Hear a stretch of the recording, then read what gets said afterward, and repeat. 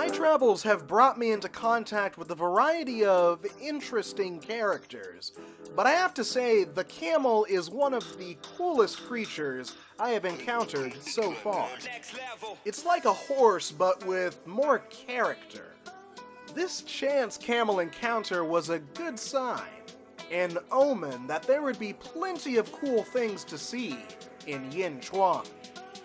Yinchuan was the second destination on my journey throughout China.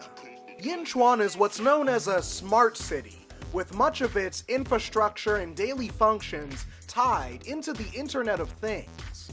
There were a variety of technological innovations that we encountered in Yinchuan, including this smart clinic and this massive solar field, a monumental green energy project used to harness the solar rays that fall across this arid landscape.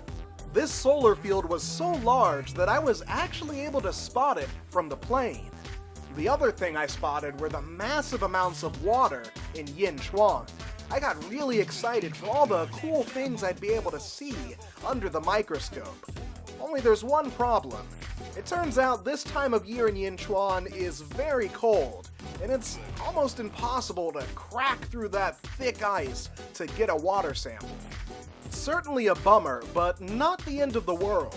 There were still interesting things to see in and around the city, like the Western Film Studio, one of China's largest studios and the site of over 80 film productions. The studio has an extensive museum, along with what I felt was an impressive yet somewhat unsettling animatronic figurine.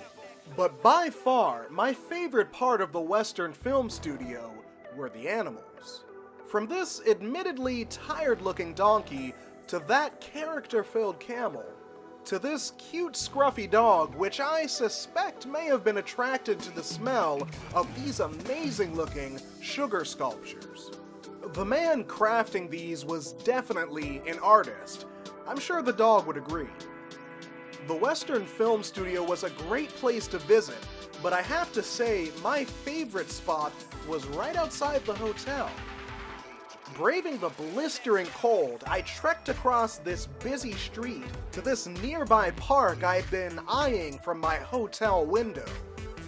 Joining me that morning were several types of interesting birds, waddling across the ground, hopping from branch to branch, staring at the creepy cameraman staring back at them.